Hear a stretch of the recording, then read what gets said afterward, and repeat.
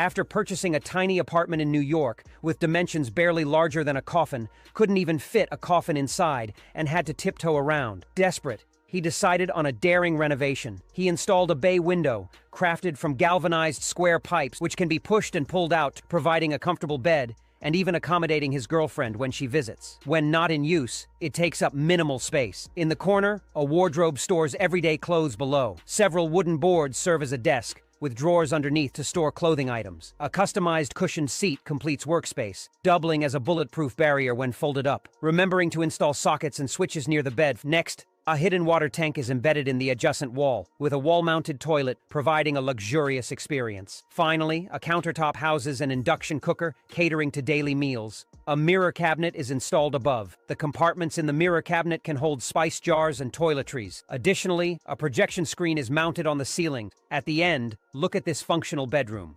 Hey, that pod life does represent the larger enslavement of free humanity by the globalists, but it is pretty cozy.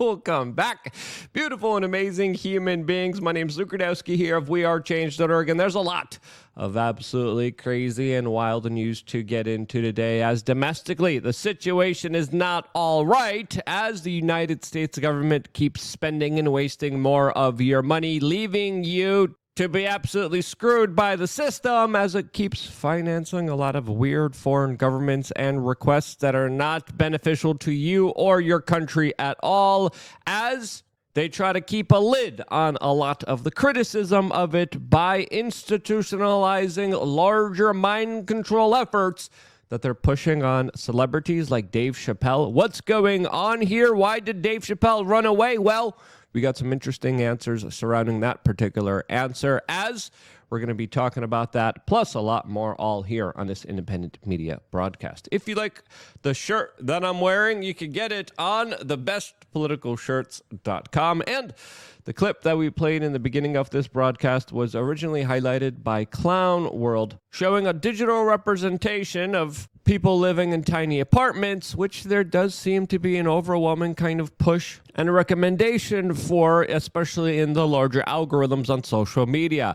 My only question from all of this is that you probably shouldn't crap where you eat, as the literal crapper is over the stove, which might not be the best kind of situation, especially if you're in a rush and need to release waste while also trying to get some food in you there at the same time. This, as financially, this country and its people are not in a good situation, as we're dealing with a lot of inflation and a lot of larger psychological psyops that are dooming this society and larger civilization that could soon collapse because not enough people are having marriages, children, and families. This, as the Oracle of Wall Street analyst Meredith Whitney just came out and predicted that there's going to be a major housing price plunge by 30% soon, since there are so many young men out there who are not having relationships with women, who are living with their parents, as she is predicting that housing supply will actually ramp up because of elderly relocation, as now more and more single women are becoming an ever so increasing proportion of American home buyers. This is also the same woman that predicted the 2008 financial crash. And looking at the current situation, it does highlight larger problems for the vast majority of humanity that is being robbed and culturally destroyed and rotted in from the inside with fifth generational warfare. But don't worry, the federal government is busy literally taking your money and wasting it away, as recently found out through the F-35 program, built by, of course, Lockheed Martin, which the U.S. Air Force Secretary just admitted that less than a third of F-35s built are actually operational. This, as the military-industrial complex usually has no bid contracts, no competition, and no incentive to actually provide any kind of good product and service, even though we're paying top dollar for it. And we're going to be paying a lot more for it,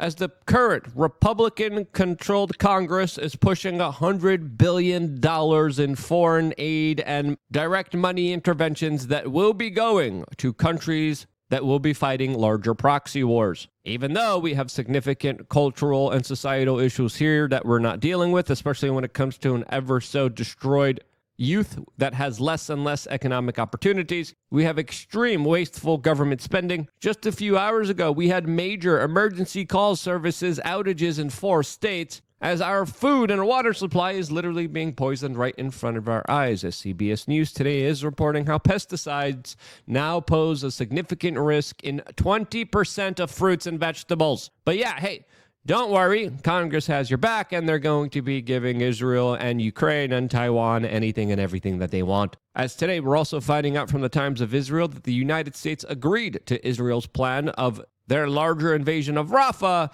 if they decided not to carry out larger strikes and retaliatory actions against Iran that retaliated against them initially. All of this as Iran is saying that they absolutely now will be building a big bomb, and this is just absolutely pointless. There's absolutely probably never going to be peace in the Middle East. So why are we financing the larger future destruction of it? I don't know. A lot of this just doesn't add up. It doesn't make any actual sense, and I think it's not supposed to. You know what does make sense, though? LukeUnfiltered.com. If you haven't signed up yet, what are you waiting for? As we are doing a nature hike this Saturday in Miami, Florida. You heard that correctly. Just for members of LukeUnfiltered.com and my Twitter subscribers, we are meeting up. The address will be released Friday, Saturday, 2 p.m. Eastern. We're all meeting up, hanging out, going to a beautiful park and walking around. There's a bunch of cool trails here. We're going to take advantage of that. A lot of guests from our podcast show also are going to be in attendance. A lot of high-profile people. You could be one of those individuals that joins us for this nature hike just by simply signing up to LukeUnfiltered.com, where we create content and have 10-plus years of videos, 3 master classes, thousands of videos only available for members, centered around towards giving you the best, accurate, most powerful information that you could act on in order to make sure that you're not a victim of the larger state. This, as I always said, the people who are not paying attention are the people who are going to be in for a very bad time, as most of society isn't paying attention to what's really going on, and therefore will be the larger victim of it. Don't be a victim of it. Inform yourself, empower yourself, start taking positive actions for your own life regarding your family, your personal health, your wealth by signing up to LukeUnfiltered.com, and I will see you there with a special report right after this one. And check out our Steak and Conspiracy Theories shirt that we just also launched on thebestpoliticalshirts.com. As soon as we launched this one, I ordered one myself for me personally, because it's a lot better than just Netflixing and chilling, or psyopsing and chilling, which brings me up to the perfect transition to the main topic of this video, and that is essential forms of thought control and mind control that are being utilized by people who are bureaucrats, central controllers, and want to control thoughts and ideas in our society. As it's important to note here, one of the main things that stands in the way from a lot of bad people committing bad actions is the truth. Is people finding out what's really going on, is people actually being able to talk to each other freely without any kind of censorship and restraint, people being able to just debate their ideas and allow the best idea to, of course, win, is what keeps societies not just sane, but free, but also, more importantly, at the same time, prosperous. And that is something that is a direct competition to the people who don't like their prosperity questioned. As we're getting a new look at the new CEO of NPR, a partly government-funded media institution that literally came out and is arguing about not telling the truth, saying that the truth, quote, might be a distraction and gets in the way of, quote, getting things done, highlighting an extreme elitist perspective, absolutely saying the quiet part out loud, as this type of establishment superiority complex-like thinking isn't new to Catherine Marr, the new CEO of NPR, that also came out and said that we should abandon a free and open internet because it pushes, quote, a white male westernized construct, which is not good to her. Yes, or I'm not being hyperbolic here. Here she is saying it herself. I started by talking about the idea of free and open as some of our founding principles, sort of free and open source, coming from the idea of the open source community. Well, I have come to the opinion and the perspective that free and open was a way of looking at the world that was inherently limited relative to what we were trying to achieve. Free and open has the best of intentionality, but in the end, what free and open often ended up doing, and particularly in the case of Wikipedia, was really recapitulating many of the same power structures and dynamics that exist offline prior to the advent of the internet. And so what we ended up seeing was Wikipedia really rebuilt this idea of knowledge as a whole around what the Western canon. You see the exclusion of communities, of languages, because of the ways in which Wikipedia is based on reliable sources. The idea of a written tradition is something that is particular to the idea of a written tradition, which is particular to some cultures and not to others. The ways in which we ascribe notability often really comes from sort of this white male westernized construct around who matters in societies and who is elevated and whose voices. And so some of these ideas of sort of this radical openness really did not end up with the intention, really did not end up living into the intentionality of what openness can be. Yeah, we can't have things that are free and open. We can't have ideas that get to grow independently without us telling you what to believe in. That's essentially what she is arguing. And those kind of dangerous elitist ideas aren't just talked about, they are practiced. And they are practiced by a lot of central controllers that try to keep the Overton window as closed as they can, especially when it comes to the people who force them open. And those are comedians in our mainline society.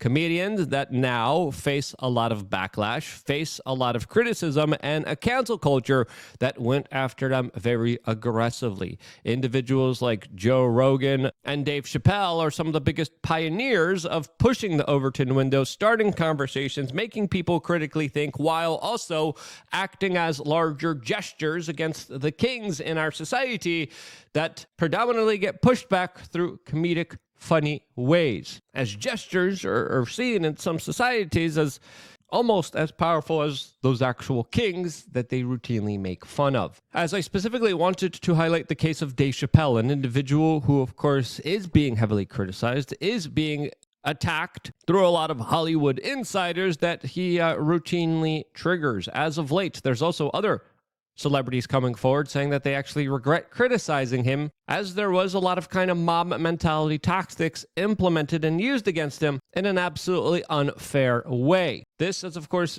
that's not the only controversy regarding people's individual identity that Dave Chappelle was surrounded with, as, of course, if you remember not so long ago, Dave Chappelle literally had to run away and flee to Africa and went missing from mainline society after being offered an incredibly large deal from Viacom that, of course, wanted him to do a lot of weird stuff that a lot of people correlate with larger kind of practices and rituals that seem to be overwhelming themes in Hollywood, including, of course, dressing up people in drag, being one of the examples that automatically comes to my head, as Dave Chappelle reported how essentially, after creating one of the most popular comedy shows ever, he was approached by individuals who wanted more control and influence over it, an influence that he saw as absolutely bad.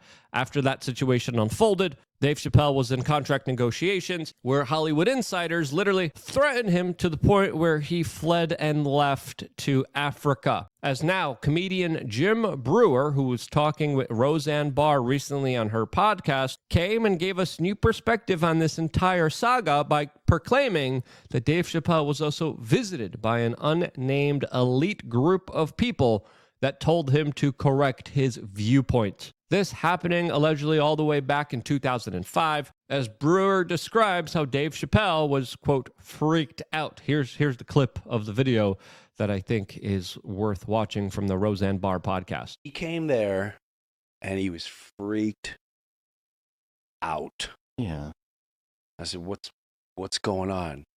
And all I could say is he was visited. Yeah. That's what I think too. And when he told me who visited him, my heart stops for a second. Get the. And I'll never forget. He went, "You believe me, right? You believe me, Jim, right?" And I could. He's like, they came to me, and he said the names. I'm like, get the. what happened?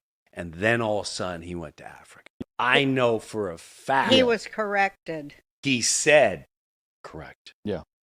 So when I saw him come back, there was a lot less communication. And maybe he just, maybe he just grows, whatever. But I can honestly say, and maybe I'm crazy and I am crazy for saying this. Mhm. When I saw him completely come back, I really questioned if that was him. Yeah, I know, right? Now, who are they referring to? Was there a swapping? Was there something else that happened in Africa that we don't know about? Well, still, a lot of what was just described was described in very kind of vague, generalized kind of language that could be interpreted in many different ways. Now, it is pretty clear here that this clip is extremely eye-opening and highlights a lot of weird secret things that happens behind the scenes in Hollywood and entertainment that absolutely is worth examining and looking at, as of course federal government agencies, intelligence organizations all work with the entertainment industry, especially when it comes to seeding ideas and using information and entertainment as a form of warfare against the general public. Now, what's the exact role here? Well, we don't know, even though our tax dollars are paying for it, but it's pretty clear there is a role.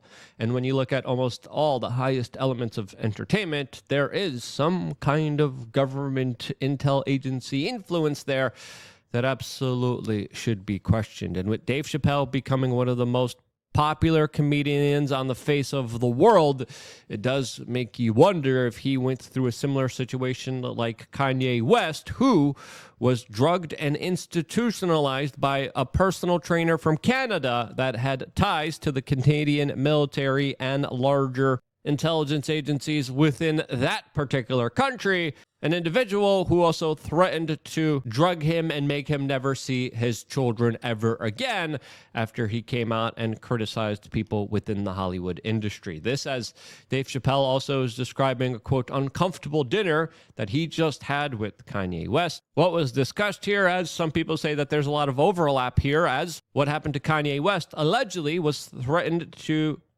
happened to Dave Chappelle, who also described a situation where there was individuals trying to drug him and institutionalize him as well. As, of course, there is a common overlap here, and this was one of the reasons why, allegedly, Dave Chappelle fled to Africa. Now, exactly what happened here, we don't know, but Dave Chappelle has a lot of power, a lot of influence. A lot of very powerful people want to cancel him and destroy him and ruin him, as some people are even questioning, is this the same Dave Chappelle that existed beforehand, as Dave Chappelle literally came back from Africa and then started doing things with Barack Obama? Why was he doing things with Barack Obama? Leaving us to question, as Jim Brewer said, if he's even the same person that he was before. What's really going on here? What kind of theories do you have about Dave Chappelle and what's happening behind the veil in Hollywood? Well, let me know. I think we could extrapolate a lot of different meaning, a lot of hypothetical situations from here. What do you think is the most craziest hypothetical situation potentially unfolding here? Let me know right now in the comment section down below. I hope to see you guys this Saturday for our nature hike. It's going to be awesome. It's going to be incredible. I love you guys. I got one more video coming your way on lukeunfiltered.com. Stay tuned for that and a lot more. Love you guys. Enjoy life. Live it to the fullest. And don't be drugged up and institutionalized and then destroyed for being popular.